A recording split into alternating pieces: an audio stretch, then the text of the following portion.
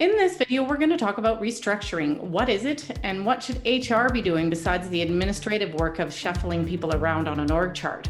That's coming up right now.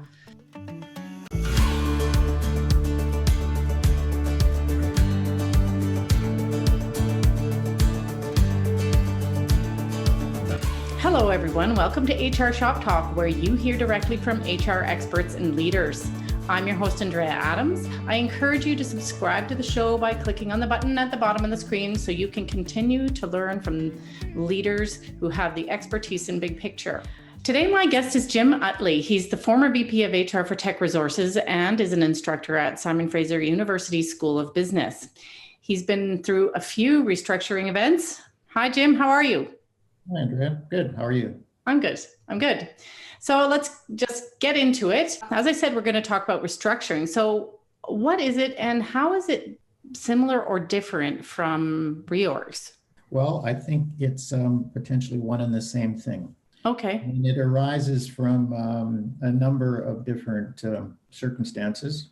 An organization may take over another organization. Mm-hmm. Organizations may merge.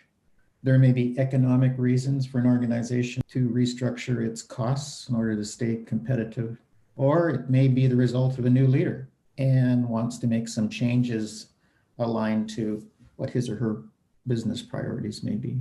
Okay, so getting into managing a restructuring, what are some elements of an effectively managed restructuring? It starts with what the organization is trying to accomplish. For instance, in an acquisition or a merger, what the acquiring company is trying to accomplish, or the two organizations are trying to accomplish if they've decided to merge. So it goes back to what does the strategic plan say? What are the goals that's driving that plan? And then from there, start to think about what that means in terms of the kind of structure the organization needs to meet those goals. What are some of the key activities that are now important, now critical going forward? And so it sort of starts at the outside of the organization, looking in, and then it looks at sort of what are going to be the key activities in that organization going forward, and then starting to build a new structure from there. So it's a very strategic kind of focus to it. If that's a term that gets overused, but it's really linking it back to those business requirements that gave rise to the restructuring in the first place. Okay, to make this a bit more tangible, can you think of any examples of key activities that required considerable change? I can think of some that in one of the restructurings I was involved with, which was the smelter in Trail. The Trail smelter was located in South Interior, British Columbia, and was created many, many years ago in a period of time when it had to depend on producing many of its own supplies and equipment. So it had things like a foundry, for instance. So it did a lot of its own manufacturing of parts. Over time, that became to be seen as quite inefficient with improvements in transportation and so on. Yet because of resistance from the union and community and so on, and maybe some of the managers at the time, those changes weren't made. Ultimately, they had to be made because of the financial position the organization found itself in, or the smelter found itself in. So some of those activities are actually eliminated. They were outsourced. So there was once a key activity, manufacturing parts and supplies, was no longer seen as important, could be done by a third party. So there's an example of how those kind of pressures affect a key activity in the organization. If you find value in this video, hit the like button. And my question for you is, have you been through a restructuring? Did it go well? Tell us about it. And now back to you, Jim. So what are some things to avoid doing during a restructuring?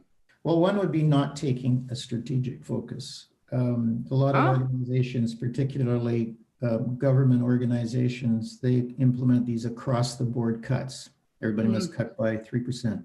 Okay, and what that misses is that, and back to your previous question, is that maybe some key activities, actually their budget should be increased. And some activities may be decreased, if not eliminated entirely. So again, you got to have an alignment back to what is this organization trying to accomplish. Some of these come from the top, these directives come from the top of the organization. They're not well thought out. And then all of the managers, people below them are scrambling to make these cuts when really in some cases it's going to be, those kind of change will be quite detrimental to what the organizer is trying to accomplish over the longer term. So you're advocating for a scalpel rather than a hammer kind of thing? Yeah, much more thoughtful approach to it. And at the end of the day, they may have to reduce their budget by a certain amount just because of the cost structure. For instance, back to that trail smelter example, at the time, it was losing $50 million a year. So we had to find a way to eliminate those costs from the structure. But in terms of thinking that through, how is the best way to do that? You're right. You had to take much more focused, specific approach as opposed to sort of just broad, general kind of cut and hat kind of approach. In terms of taking a scalpel approach and being thoughtful about it, does that not slow the process down and then allow resistance to change to build? One of the important aspects of effective restructuring, I think, is really good planning. So before an organization announces any changes, there has to be a lot of analysis and thought and planning gone into preparing for the change so that when you make the announcement, you're ready to go and there won't be any delays once that announcement is made. Now, preparing for these kind of changes is quite intense.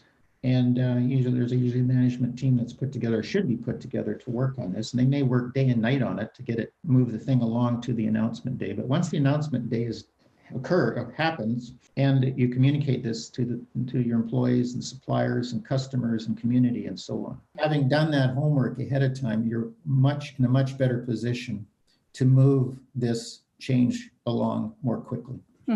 I've often heard in change that you need to involve the people affected by the change.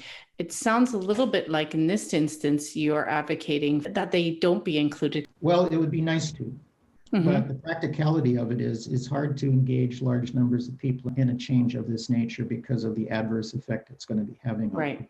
So it is a dilemma for managers. You'd like to involve people, you'd like to get their input, but there comes a time when that's not practical or a reasonable thing to do.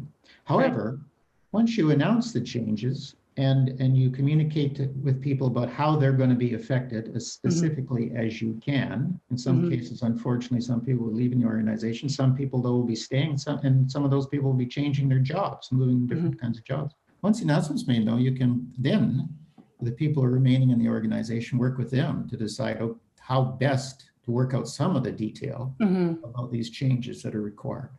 Okay, so often young HR professionals are implementing aspects of a restructuring. What could they do to contribute a little bit more or prepare themselves to take on more responsibility? Well, first of all, their managers, bosses should speak to them about, one, why this restructuring is taking place and put it in the context of business requirements. And then talk to them about how their jobs will be affected by this change. And so the HR people who will be remaining in the organization and remaining in HR jobs need to be clear then about what their role becomes. How are they going to help with the implementation? So if they're doing a merger, for instance, and I think about one of the mergers I was involved in, a major merger of two mining companies. HR had a huge job of taking two sets of comp and benefit practices, merging them into one. So there's a tremendous amount of work of trying to think about what would be the right composition of this new comp and benefit package for the new organization, looking at competitive data, like what was the current market in that situation for pay and benefits, but also thinking about how to be equitable. There's a lot of concern that we're taking things away from one group and so on and so forth. And so we spent a lot of time trying to figure out, yes, you're going to lose Easter Monday as a holiday, but your vacation package was poorer than what the market provided and what the other company had available. So while they were losing some things in some areas, they would pick up some things. So overall, we tried to keep that package fair and equitable. So it was that kind of analytics and then explaining these changes to people. And it wasn't easy. There was a lot of, in that particular case, there was a lot of backlash. There were a lot of people thinking that they were losing. And in some cases, they were right. There were a couple of areas where we hadn't done our homework right. And we did make some changes after on the basis of that kind of feedback. Right. All right. So clearly leading or facilitating restructuring is part of something HR does. You might be interested in an episode on organizational design. A link to that is in the description. Thanks for watching and see you next time.